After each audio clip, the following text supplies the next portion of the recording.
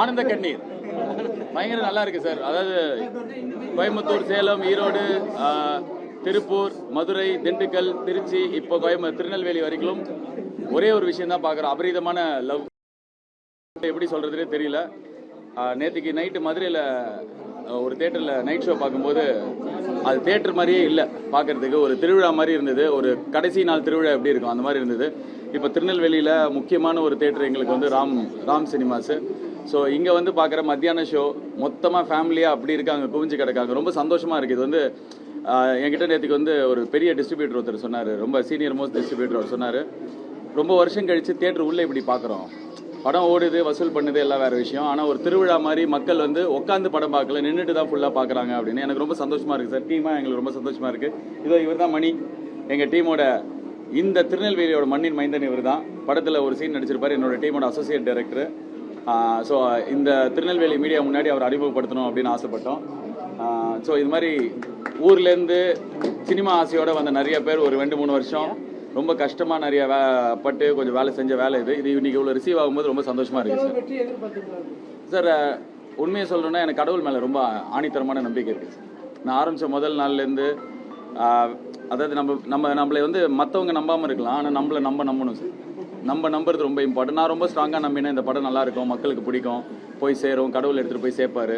ஒரு நாள் ரிலீஸ் ஆகும்போது கஷ்டமாக இருந்தது, ஆனால் ரிலீஸ் ஆகும்போது இந்த படம் பயங்கர பெரிய படமாக எல்லாருக்கும் பிடிச்ச படமாக மாறும்னு நான் நம்பினேன். என் டீம் மொத்தமும் நம்பினோம். நாங்கள் எங்களுக்கு ரெண்டாவது செகண்ட் தாட்டே இல்லை சார். எவ்வளோ பெரிய வெற்றிலாம் யோசிக்கல, ஆனால் எல்லாருக்கும் பிடிக்கும்னு நம்பினேன். எல்லாருக்கும் இப்போ பிடிக்கிறது ரொம்ப சந்தோஷமாக இருக்குது. பார்ட் 2 வரும் சார்.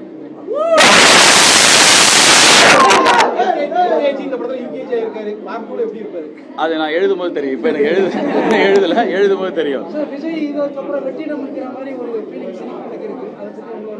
சார். அப்படிலாம் எதுவுமே இதில் கிடையாது சார். இப்போ இங்கே வந்து I am very happy. Vijay sir is the chief minister of Tamil Nadu.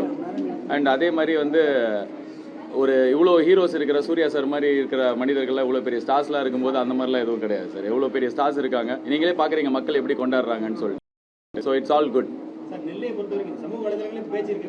High court Maharaja அப்படிங்கிற ஆமாம், நானும் பார்த்தேன் சார்.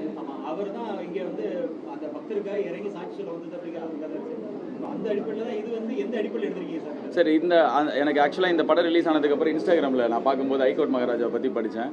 எனக்கு அப்போ தான் தெரியும். பட் ஆனால் நான் வந்து பொள்ளாச்சி மாசாணி அம்மன் கோயிலில் சாமி கும்பிடும்போது தான் நீதிக்காக நம்ம போயிட்டு யார்கிட்டயே பகை இருக்குது, ஏதாவது பிரச்சனை இருக்குன்னா அங்கே போய் வேண்டிக்கிட்டோன்னா உடனே சாமி தீர்த்து வைப்பாங்கன்னு பார்த்தேன். அதே மாதிரி தான் இங்கே திருநெல்வேலி சைடில் ஐகோர்ட் மகாராஜான்னு சொல்கிறாங்க. அதே என்னென்ன சரி, இது வந்து நான் ஒரு வாட்டி சாமி கும்பிட்டுட்டு இருந்தேன் சார் வீட்டில் ஒரு 3 வருஷம் முன்னாடி. அப்போ வந்து சூர்யா சார் சைட்லேருந்து எனக்கு கால் வந்தது. முதல்ல அதுக்கு முன்னாடி ஒரு வாட்டி கால் வந்தது. நான் இந்த இப்போ வேற ஒரு வேலை பண்ணிட்டு இருக்கேன் அப்படி சொல்லிட்டேன். ரெண்டாவது வாட்டி கால் வந்தபோது நான் சாமி கும்பிட்டுருந்தேன். அப்போ எனக்கு தோணுச்சு, மேபி கடவுள் இதுதான் நம்ம பண்ணணும்னு சொல்கிறாரு, நான் வந்து இமீடியட்டாக நாளைக்கே சொல்கிறேன் கதைன்னு சொன்னேன். ஸோ இது எல்லாமே கடவுள் நடத்தின மாதிரி தான் எனக்கு ஃபீல் ஆகுது. ஸோ அதனால் அது ஐகோர்ட் மகாராஜாவாக இருந்தாலும் சரி, 18ஆம் படி கருப்பாக இருந்தாலும் சரி, மாசாணி அம்மனாக இருந்தாலும் சரி, கடவுள் வந்து வழி நடத்தி இந்த படத்தை எடுத்துகிட்டு போய் சேர்த்துருக்காரு அப்படின்னு தான் நான் நம்புறேன் சார்.